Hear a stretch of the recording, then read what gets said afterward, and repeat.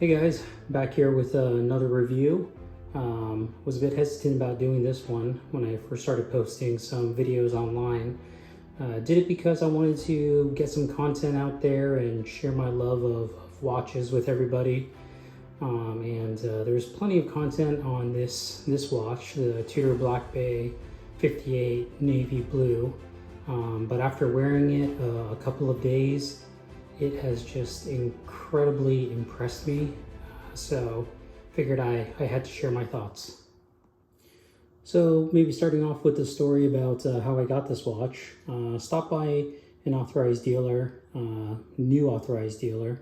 They sell Rolex and they sell Tudor along with a couple of other brands.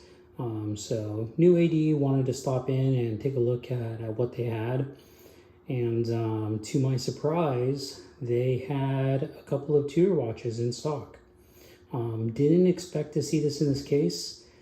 So when I did, I definitely wanted to check it out and try it on. I had considered getting the Black Bay 58 probably about a year ago. This is when they first released it. It had the gilt dial. It wore well. I just didn't like the gilt as much. They also at that time, the AD that I had gone to didn't have this watch in the stainless bracelet. They only had it on a leather strap. So tried it on and it just didn't feel right. The gilt dial didn't really sing to me. But I always thought a little bit about this watch. So when I stopped by the AD recently and saw this watch, again, was very surprised. I think this watch has been released for about 6 months now. And at that time, there was just a ton of hype on this watch, a lot of coverage on it. I'd gone into the AD a couple times before and they didn't have this in stock. And so I think it was just in such high demand that they weren't displaying it. But I think now it's a bit more readily available as you know the hype has died down. And so definitely wanted to take a look and check it out. And when I put it on my wrist, that's where it just was a bit of a surprise purchase for me. But when I put it on my wrist and I tried it on, it just felt perfect. It just really felt perfect. I have a couple of watches you can see here in my collection. But this watch with a 39mm case, 12mm thickness, it just felt so right on the wrist. And after wearing it a couple of days, I have to say that it's probably the most comfortable watch that I have. It's more comfortable than even my Datejust 36 that you see back there, along with the Batman. Even the watches on the fabric strap. It feels very light, but it also feels very robust. It's not like some other watches that just feel light and kind of cheap. It has a lightweight to it, but it has a nice heft and nice feel to it as well. And so I just really couldn't appreciate this watch until I actually put it on my wrist and tried it on, because the wearability is just incredible. So let me put it back here on my wrist again, and you can take a look. I have a pretty average wrist, 7-inch wrist, and so I think they just made this watch in a way where it's just perfect for kind of the average wrist size folks like myself. And outside of the wearability, I've been attracted to Tudor watches for a while. You can see I have a Hodinkee book back there. If you haven't seen the most watched video of 2020 on Hodinkee, it's actually about a Tudor watch. And so there's an incredible history with Tudor. They released this watch just a year after the Submariner, the Rolex Submariner, was released. So very long history with the Tudor watch. And the Black Bay 58, obviously the 58 harkens back to 1958 when this type of design was initially released. So really military used watch, really tool watch. And the great thing about this watch too is that it just feels like a real tool watch now. You know, a lot of Rolexes these days, you know, especially just if you think about the sub as well, it's quite flashy. You have the ceramic bezel on it. This one has an aluminum bezel. The ceramic just really shines. The whole watch really shines on a Rolex. Here, let me just bring this over here, and you can see like it's just a really flashy timepiece. You know, so this Batman, especially with the Jubilee bracelet, it's a really luxury product. And you know, with the Black Bay 58, it just feels like a watch that you can really wear every single day. You can take it diving, you can wear it at your, you know, be a desk diver and wear it at your desk at your 9 to 5.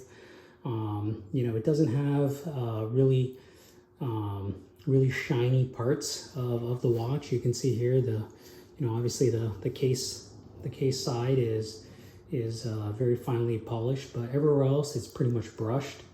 And it just feels like a tool watch, and it just that wearability is just incredible.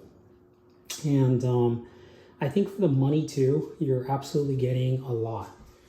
Tudor brought this into an in-house movement. They made this movement specifically for the Black Bay 58.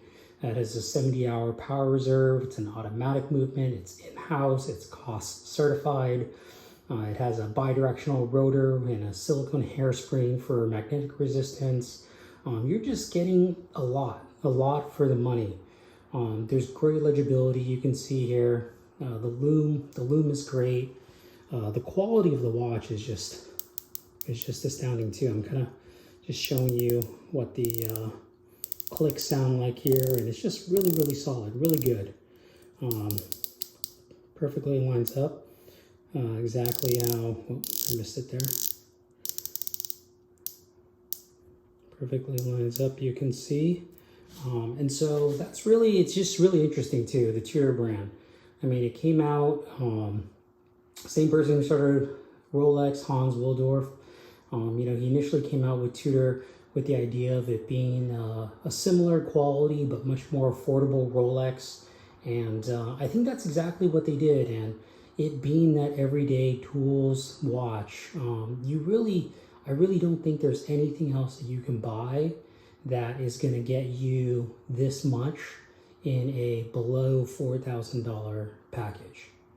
And so all these factors, you know, I titled this the perfect one watch collection, and that's what I would have to say. That if I could only get one watch and it would be under 4,000, you know, I have to say I think this is it. I think this is it. You know, there's a lot of other watches at different price points, but if you're in that $3,000 to $4,000, you know, price range, if you go up a little bit, down a little bit, even within that range, I would say that this is just an absolutely stellar, incredible watch that just wears perfect, and you're just getting a lot for your money. So maybe talking about some of the features on the watch now. You know, I mentioned the case size, mentioned the thickness. I think a lot of people know about a lot of those things as well. What's kind of interesting too here is that you see it does have tapered bracelet. It's kind of interesting how they did the tapered bracelet. You can see that it's actually squared off on each side, but it does taper down. So not quite like a Rolex in the way that when you look at a Rolex, they actually taper it down, and it's kind of consistent all the way through with the taper even along each of the links themselves. Whereas here you can see that it's squared off, but it still does taper down nicely. It has a really great clasp that they have here. So really finely made clasp, and it really feels like a Rolex for sure. And you got that to really help lock it in. I think the clasp is absolutely beautiful. I think a lot of people, they talk about the micro adjustment and having half links. You know, you have that micro adjustment right there, and so really you don't need the half links. I think this entirely serves the purpose. What's also kind of cool about it is, and you know, after wearing it for a couple of days, you notice this, but you know, when this kind of gets on your wrist, you get a little bit of an imprint, and you get a little Tudor imprint. It's kind of funny, but yeah, that's part of the clasp. The rivets, can't say I'm a huge fan of the rivets, but it's definitely part of the design aesthetic. You know, this again harkens back to the 1958 Black Bay, when those rivets did serve a purpose. Now they're there purely for aesthetic design purposes. So I think it's cool. I mean, it goes back to the heritage of this watch, and it definitely has a lot of that. Other things probably worth mentioning, you know, of course you have the big crown there. The big crown also something that takes you back to the 1958 original release of this watch. You have a dome shape on the sapphire crystal there, so great sapphire crystal, and I really like the dome shape. It's something a bit different than you get in some of the other watches. You know, the Seamaster is probably one that you definitely, you know, is most iconic and has that dome shape, but it gives it some extra character.